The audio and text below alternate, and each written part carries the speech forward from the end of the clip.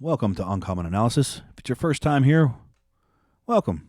Please join, subscribe, share, leave some comments, like. We're glad to have you. And if you already have subscribed to the channel, welcome back. Glad to have you as well. Today I want to talk a little bit about Vivek Ramaswamy. If you don't know who he is, he's a businessman. He ran for president, tried to throw his hat in the ring, really went nowhere. He kind of was the surrogate on the early Republican primary debates where they kind of tried to play the Trumpian role. Because Trump wasn't on the stage, it was just these nobodies that had no prayer at the primary. And that's kind of where he kind of showed up in politics. And I'm going to say this flat out. Vivek Ramaswamy is a con man. Period. He has now chosen to run for governor of Ohio. I hope and I pray the people of Ohio are smart enough to see through this guy's con, because he is not remotely what he says he is. I was pretty sure Trump kind of brought him in and used him during the campaign and had him around him. And I was pretty sure Trump saw through his con. I was a little bit worried, but I was pretty sure he saw through his con, because Trump's not a dumb guy. You don't get to the top of real estate, building buildings and stuff, especially in New York City, without having to do your share of used car salesmen. But I was a little bit concerned. I understand why Trump kept him around. Right, unfortunately there's a segment of the voting base that actually has fallen for Vivek's con. They believe him because he says a lot of things they want to hear, and he sounds good. Unfortunately, his behaviors don't match what he says, and that's easily provable. So I was pretty sure that Trump saw through it, but I wasn't 100% sure, and I knew Elon for sure would see through this guy in a heartbeat. Elon's way too smart to fall for this guy. Well, and Trump tipped his hand. Trump kept him around, obviously, because he wants the voters. Got to win, right? Shortly after the election, after he's won the election, he announces he's going to have Vivek and Elon work together on Doge. And that's when I knew for sure Trump knew he was a con man, and he saw through it, which I figured he had, but that confirmed it. Because there's no way Vivek was going to con Elon. None whatsoever. He would see through this guy in 2 seconds flat. This is the guy that saw through that foolish guy with the investment banks, right? What was that? SBF Bank or whatever it was. He saw through that guy in one conversation. 5 minutes on the phone, he knew that guy was a fraud. So I knew he would see through Vivek in no time, flat. So when Trump announced that he was putting those two to work together, that was just Trump getting him away from him. So he knew the guy was a con. He was getting him, pushing him out. He can't just fire him, right? Because he doesn't want to alienate or anger the base. So he puts him over there with Elon. Elon's going to see through him in a heartbeat. And I don't know what happened behind the scenes. I don't know if Elon called him on his shit, or if Vivek figured, I'm not going to be able to keep this up. This guy figured out what I am. I'm going to get out of here while the getting's good. But anyway, he's no longer with Doge, obviously. He's no longer part of the administration in any way, shape, or form. And he has announced he is going to run for Ohio governor. All right, so now I've said, and unfortunately, right now, he polls pretty well among Republican primary voters in Ohio. He has a pretty good approval rating, 60-some%, I believe, in this poll, versus 9 negative. And I really, really hope Ohioans do some research on this guy.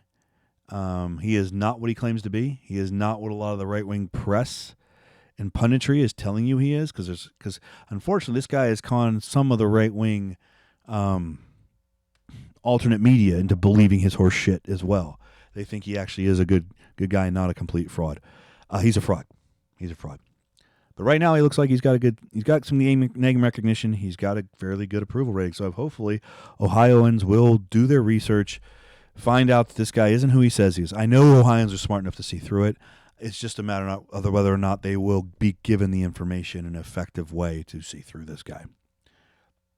Because if this guy becomes your candidate, let alone your governor, it will not be good for Ohio.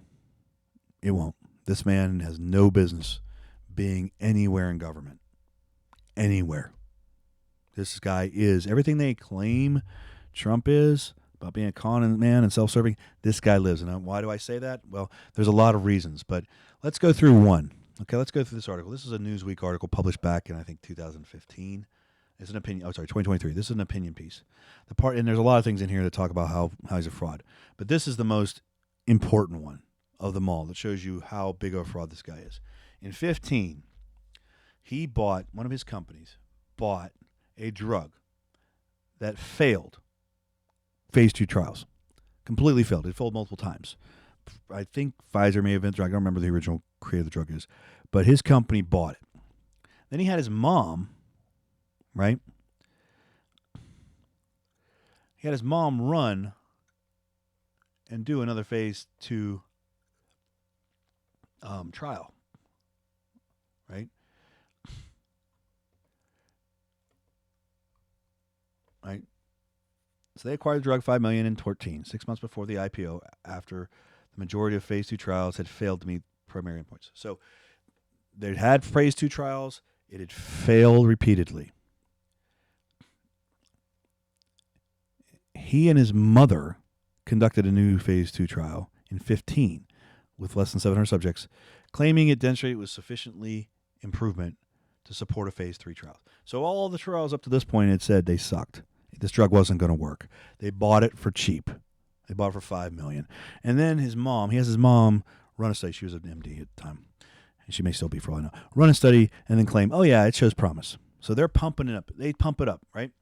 They pump it up. They goes on CNBC, goes around touting this drug and touting his company and all this crap, and the company IPOs, $350 million. And then of course, they pump and dump. They sell it off, make their money. Then they do a real study. The real study, the phase 3 trial, of course, comes out and says the drug's a complete and total failure. So they bought a drug they knew didn't work. They then ran a con study to prove it did, even though there had been multiple studies up to the point where it didn't, before they bought the drug. They did their own garbage study to show it had some promise, told everybody it had promise, went IPO, took everybody's money, and then, dumped it, made money for themselves, and said, yeah, not so much. Now, what happened? Stock lost 75%. Now, this idea of losing money in an IPO, that happens. Drugs don't work, right? You can put a lot of money. But this guy knowingly went out and lied. He created a false study. Him and his mom created a false study to show promise so he could lie and pump and dump. This guy's a fraud, okay? There are drugs that show promise. This drug had failed multiple times before this study. Multiple times. The man's a con. He's a con other ways too. He's a con. He funded a company. He talks this good game about conservatism and not against the lockdowns and all this other nonsense. Yet he funded a company, literally was making a product that they wanted to sell to governments that would require complete and full access to your medical records to track COVID contacts. This is the stuff he funded. One of the companies funded. This guy's a con, man. He is not what he says he is. He says things that people like to hear, like all con men. And he's figured out, I'm going to go this kind of Trump-esque, route with my con. And unfortunately, a lot of people buy into it and have bought into it.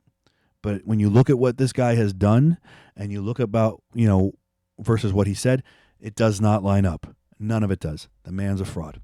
So I hope Ohio voters are wise enough not to fall for this guy. I hope whoever runs against him in the primaries is willing to actually just lay this out there, not play games, bring the truth to the fore. Don't play polite with this guy, because this guy's not going to play polite with you. This guy is out for himself, and he will screw over anybody he can, and he's proven it multiple times.